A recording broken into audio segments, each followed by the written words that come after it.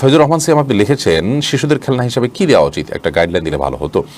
শিশুদের খেলনা হিসাবে এমন সব খেলনা দেওয়া উচিত, প্রথমত যেই খেলনাগুলো ব্যবহার করার ফলে তার চোখের, মেধার, ব্রেইনের কিংবা তার শরীরের, মস্তিষ্কের অন্য কোনো ধরনের ক্ষয়ক্ষতি হবে না। আজকাল ট্যাব, মোবাইল, ল্যাপটপ সহ এমন অনেক সব ডিভাইস আমরা আমাদের সন্তানদের হাতে তুলে দিচ্ছি, যেগুলোর ফলে তাদের মস্তিষ্কে, তাদের দৃষ্টিশক্তি, তাদের নানা বিষয় আশয়ের ক্ষয়ক্ষতি হয়ে থাকে। তো এটি গুনাহের কথা, এটি অনুচিত কথা, এটি ভুল কাজ।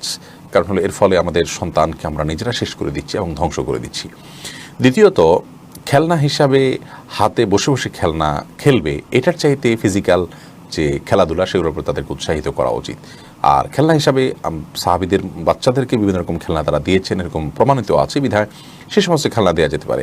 মেয়েদের জন্য পুতুল নিয়ে খেলাটা আমাদের আয়েশা রাদিয়াল্লাহু আনহা বিভিন্ন হাদিস থেকে জানা যায় এবং আরো বিভিন্ন হাদিস থেকে জানা যায় যে তারা জায়েজ আছে।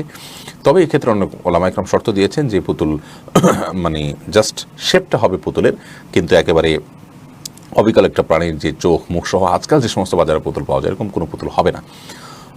তো এটা নিরাপদ যদি এরকম আমরা না করি, জাস্ট শেপটা হলো এরকম, তাহলে সেটি জায়েজ আছে।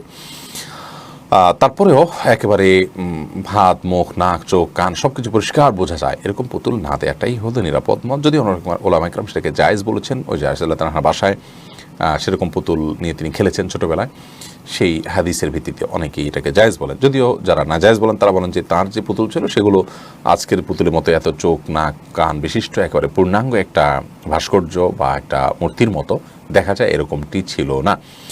আর কেউ যদি এরকম কোনো কিছু নির্মাণ করে, এরকম কোনো ছবি, এরকম কোনো মূর্তি, ভাস্কর্য তৈরি করে প্রাণীর, তাহলে সেক্ষেত্রে তার ব্যাপারে নবী করিম সাল্লাল্লাহু আলাইহি ওয়াসাল্লাম হাদিসে কড়া সতর্কবাণী রয়েছে, যার কারণে শিশুদের জন্য খেলনা হিসাবে সেটাকে অনেক ওলামা ইকরাম জায়েজ, নাজায়েজ বলেন এবং গুনাহের কথা বলেন, সেটা অ্যাভয়েড করাটাই হলো ভালো।